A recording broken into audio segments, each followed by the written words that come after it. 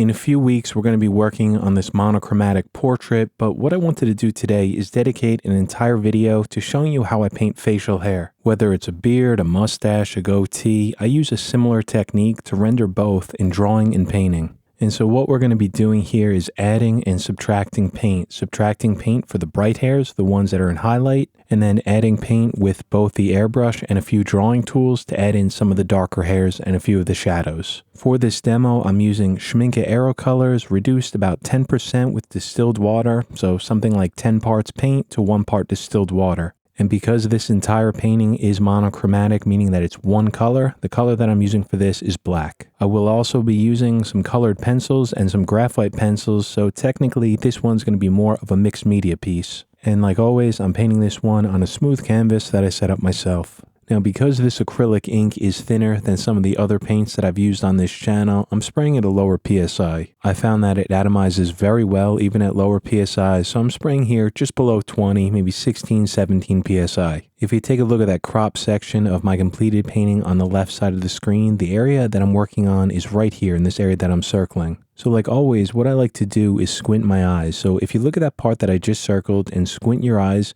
pay attention to the values that you see in the hairs. You'll notice that when you do that, you're not seeing individual hairs anymore. When you squint your eyes, everything just kind of blurs away and you see values. You see dark and light. So when I do that, I notice that this area right here is the darkest. And then as it moves down a little bit lower and to the left, it gets a bit lighter. Now that's a pretty subtle transition, but we're going to have to replicate that in the painting to make this look like hair. Now I personally like to think of these large values in painting or in drawing as the major or the macro values. That's not an official term or anything like that. It's just the way I've always thought about it. Those large transitions from dark to light. And then within those large masses of dark and light, you're going to notice all the micro details, the micro values of highlight and shadow. These are going to be things like some of the brighter hairs, the flyaway hairs, or some of the darker ones that we'll draw in later with a colored pencil and a graphite pencil. So what I'm basically doing right now with the airbrush is just filling in those major values of light and dark. You can see in this area, I have a bit of a darker value right underneath the nose. And then as it moves down a little bit farther to the left, I sprayed less paint, give myself a lighter value in there. So I have a very subtle transition going on now. And that gradient that we have here is nowhere near as dark or as contrasty as it needs to be later on, but it's going to be a guide now. I could just see where the dark is and where it gets a little bit lighter. Now, in order to pull out those highlights, we're going to be using an X-Acto blade like I showed a few weeks ago in that hair painting tutorial. But before I do that, I decided I want to add a little bit more paint into this darker area first. And so as I'm painting this in, you can see that I'm just adding a little bit of texture. I'm pulling just slightly back on the airbrush trigger so it's not spraying too much paint. And you can see I'm kind of shaking my airbrush, just kind of jiggling it around in small circular motions and just building up a texture here.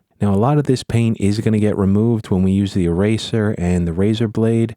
But for now, just a little bit of texture in there is just going to help break it up so it's not too smooth. And now in order to add some darker hairs, some more texture in here, what I'm using is a black colored pencil. Now if any of you guys come from a drawing background and have used colored pencils in the past, you'll know that they remove very easily with an X-Acto blade. And because I'm drawing a few of these hairs in on a gessoed canvas, this is not going to be absorbent. So this colored pencil, the wax from it, is going to sit right on the surface, making it a lot easier to remove. And as I layer a few of these hairs in, sketching them over the top, you can see I'm doing the same sort of motion, kind of small circular motions, just sketching out a few lines in there. And I'm just trying to be loose with this colored pencil, moving around pretty quickly, and then going right back to the airbrush and just glazing a little bit of paint over the top toward the bottom part of this darker area. And once this color is down, then it's time to switch over to some type of razor blade. I'm using an X-Acto blade here, and you can see that I'm using that underhand grip here, basically just holding it like a pencil. And now in order for this to work, especially on something more difficult to remove like graphite, the key is that you have to run the X-Acto blade or your razor blade over a sharpening stone to set the burr on the opposite direction. I went over that in the hair painting tutorial from a few weeks back. It's a very simple process of just running the blade over a sharpening stone. And then once that burr is set correctly, I could use this basically just like another drawing tool. And you can see what I'm doing here is just flicking out a few small white hairs. So now as I work my way down, I decided that I want a little bit more paint on here so we have some more contrast between the darks and lights. So I switched over to my airbrush and just added a little bit more of this black paint, just a thin glaze. And then I'll go right back over to that X-Acto blade. If I notice it starts to dull, I just make 1 or 2 more passes over the sharpening stone, set the burr again, and go right back to work. As long as I keep on top of it, I could use one razor blade like this for an entire painting. And so now as I'm scratching out these gray hairs, I'm paying attention to my reference and just trying to get a sense of where they're located. I'm in no way trying to copy them exactly 1-to-1 or anything like that. I'm just getting a sense of where they are within the facial hair. Where I see one, then I'll just flick out one in a similar direction. Because this man's beard here is a mixture of both dark hairs and a few gray hairs, I'm trying to restrain myself from using too much of that X-Acto blade because I don't want all the hairs here to be white. I just want a few highlights mixed within the darker hairs. And so another tool that I really love to use for painting hair or facial hair is an aggressive eraser. Either the Staedtler Mars Razor or the Faber-Castell 7058B. I'll just come in with it with a light amount of pressure and just start cleaning up some of the edges so I have a softer transition as this facial hair starts to move down toward the lip. So now from here, what I'm going to do is go back over to the airbrush and start glazing a little bit of this paint over the top of those hairs that I erased out before. I could knock down all those bright highlights just by adding a thin amount of this paint over the top. And now for this transition point where the lower part of this mustache kind of blends in with the skin texture underneath just above the upper lip, I'm going back to my black colored pencil and just sketching in a few curved lines for some hairs here just to get a transition point going in. Now because I'm using a pencil here, it's going to give me some very sharp lines. So what I'm going to do is combine the two of having both sharp lines and some softer lines. And for the softer lines, of course, I'll be using the airbrush and a bit of erasing. And that combination is just going to add some depth here. It's going to make it look like some hairs are just kind of out of focus in the background. And then some of the sharp ones done with a pencil or the colored pencil are going to look sharper, more defined, like they're in focus. As I work my way up here, I'm going to pull out some softer highlights, like some hairs kind of clumped together, kind of out of focus, using my eraser. Now I'm just going to sketch a few of these in just to make it look like some light areas within this dark part of the hair. And if I want some sharper, lighter, more defined hairs later on, I could use that X-Acto blade. So I'm doing the same thing here of combining the two techniques, soft and sharp. And the reason I like to combine these techniques is very simple. It just adds some more randomness, some more variety within the hair. Moving along to this transition point on the left side of the facial hair, I'm doing the same thing by going back to that colored pencil, just adding a few darker hairs in here. So when I'm using this colored pencil, it's hard to see here on video, but I'm just using a very light amount of pressure. The reason for that is because I don't want to push too much of this pigment into the canvas. If it's light, it's really easy to erase. And the same thing goes with the acrylic paint and the airbrush. I'm always spraying a small amount first. That way, when mistakes show up, which they will, it's so much easier to adjust and clean up. Before I go any further with the facial hair, I don't want to get lost, so I want to map in some reference points. So what I'm doing here is lining up a freehand shield with that transition between the upper and lower lip, just spraying a little bit of this paint toward the upper lip. That way I get that shadow in just below the upper lip, and I also have a reference point now. I know where this lip is going to be. I like to do this a lot of times in my paintings or drawings, just kind of map in the placements of some large features, things like the mouth or the nose. And once I have that in, I kind of have a guide now, so it's going to help me know where the lower part of this facial hair is going to stop. So right back over to the airbrush, and you could just see I'm just adding a small amount of this black paint on that transition point, trying to leave the area between the facial hair and the upper lip blank for now. I'm going to have to darken this up later and add some texture, but I just want to leave it light for now so I could adjust it later on. And so what I'm going to do here is go back to my ink eraser and start working on that transition point between the flesh tones, the skin texture, and the hair itself. I want this to be a pretty soft and natural looking transition, so as I work my way in here, you're going to notice that I will erase out a lot of those lines that I drew in with the colored pencil. And that's completely normal. I like to think of this as layers, just working from one layer to the next. As you work into the following layers, some of the texture underneath is going to get removed, and that's okay. That adds to that randomness. Another reference point I want to get in here is the nose itself. So you'll see me using a shield here, placing it on the columella of the nose. That's that bridge between the left and the right nostril. And then just spraying a little bit of paint in there to get that transition point, the shadow on the lower part of it. And on the left side, as the facial hair works its way down, I'm just adding some paint in. Kind of messy. I'm not really concerned with trying to get detail in. The goal now is just to get some paint down so I can start scratching some of it out. Now I'll go back over to that X-Acto blade and start working into this dark shadow right underneath the nose, pulling out a few hairs here. Again, I am trying to restrain myself from pulling out too many hairs. There's just some gray hairs within this part of the facial hair. So I'm just glancing at my reference, trying to notice where they are, just flicking a few out. Now, a lot of these are going to be way too bright. That's okay. A lot of times when you use an X-Acto blade, it pulls out all the paints. You're just seeing that white gesso underneath. But with the airbrush, it's so easy to adjust. We can glaze some paint right over the top, darken everything back up. Of course, when you do that with a transparent paint, it's also going to darken the surrounding area, but I'll show you how to adjust that later on. So now for this painting, I'm only using that one color, right? I'm using the color black, which is a carbon-based pigment. And I found that using a graphite pencil actually matches the black carbon pretty well. Now, graphite is carbon-based, but it's a different type. It's a crystalline carbon, so it has a little bit of a metallic sheen to it. So I will be using a graphite pencil for a few of these hairs, some of the lighter ones, and I'm just not applying a lot of pressure with it, just trying to sketch in a few of the lighter hairs, like some flyaway hairs. And that's what you'll see me doing here, just sketching in a few lines with a 2B pencil, some in the middle and some toward the edges. And I am going to be doing a drawing tutorial coming up in the next few months, but if you're interested for now, my two favorite brands of graphite pencils are Staedtler and Tombow. From here, I'm going to go back to that X-Acto blade and start pulling out some brighter highlights, some brighter hairs right in the center here. I'll glaze a small amount of this black paint to knock them back down and then just build up another layer right on top. And that's the basis of the techniques that I'm going to be using for all of this facial hair, all about layering. Removing it with either an X-Acto blade or an eraser, glazing some paint on top, and then just continuing along. So you can see that I just mapped in another reference point, that right nostril. So as I move along to the right side of this facial hair, I just have something to help guide me. Now what I want to do is start adding some more texture into this area that I'm working on. So I started out with an eraser, just kind of softened up a few areas. And then I'm switching over to the black colored pencil and drawing in a few of the dark lines, just trying to sketch them in randomly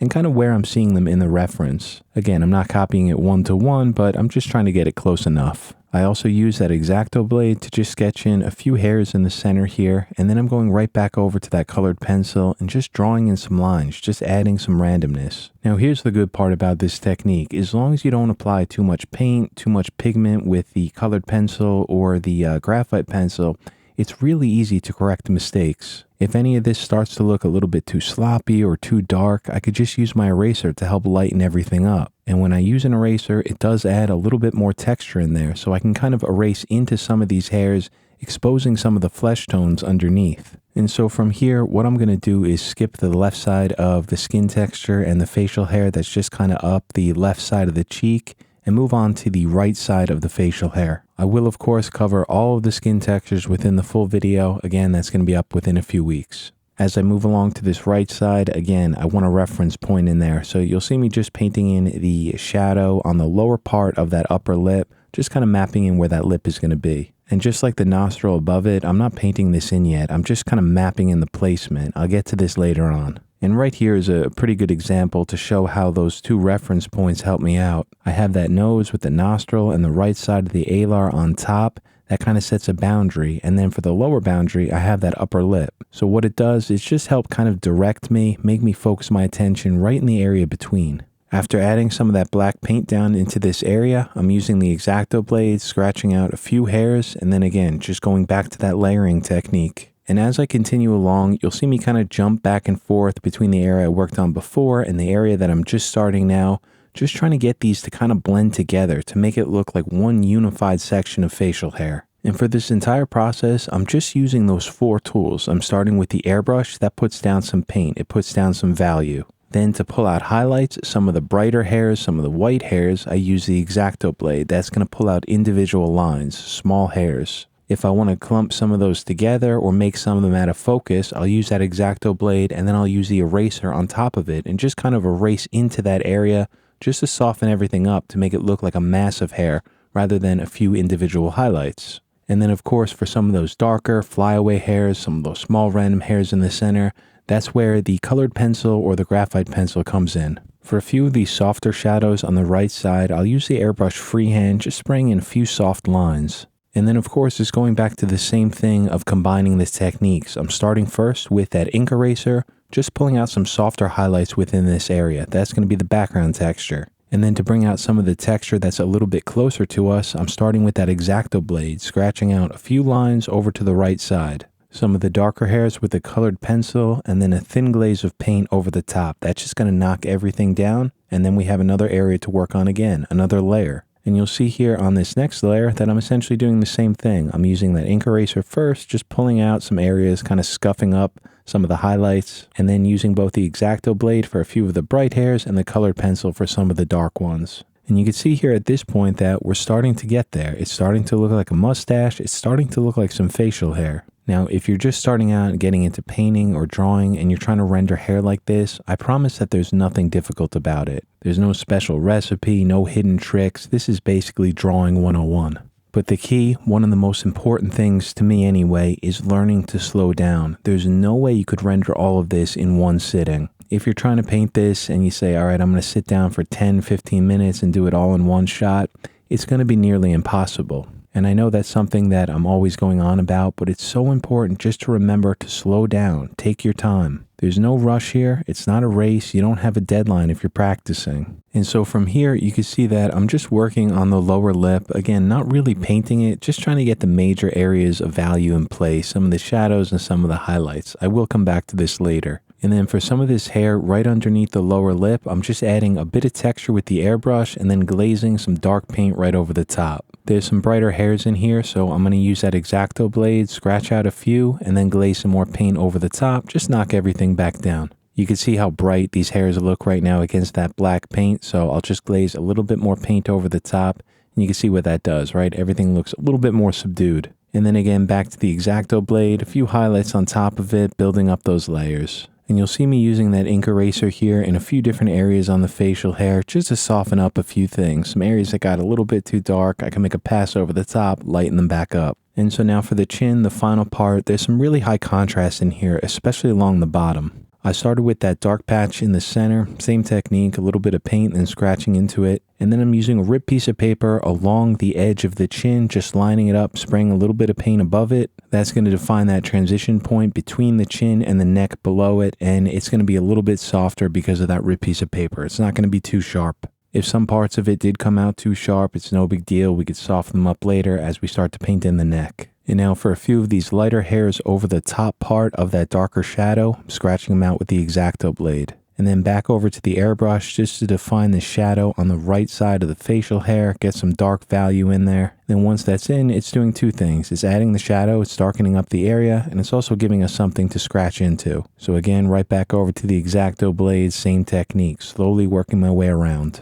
When I'm working from any reference photo, I always like to print it out. It's just easier for me to work from. And sometimes what I like to do is what I'm showing here, just cut out one smaller section of that reference photo, the part that I'm working from. And that way I don't get overwhelmed. I'm not seeing the whole painting. I'm just using that reference to help guide me for the part that I'm working on, which of course in this is the beard. So what I'm going to do is wrap up the first part of this because I want to keep this video under 20 minutes. And then in next week's video, we'll continue along and just kind of pull everything together, make it look like the completed painting on the left side of the screen. There's definitely some more things that I want to go into, so I think splitting it up into 2 videos might be helpful. And before I go, I want to say thank you so much to the generous and kind support of the current channel members. You guys really help keep this channel going. I can never thank you enough for it. I'd also like to give a shout out and a thank you to the newest channel members, Karen, Yao Shipyards, the 300, Tremlin, Jeff with that beautiful Caravaggio painting that really impressed me, man. So good work, keep it up. And of course, Sharkin, Paul, Taper Game Barbers, and the B Place at Generous Tier 3s. Thank you guys so much and welcome. And to all the long-term members scrolling up on the screen right now, you guys are really the best. Thank you. So that's going to be it for this week's video. I will see you guys back here next Friday. Take care, everybody.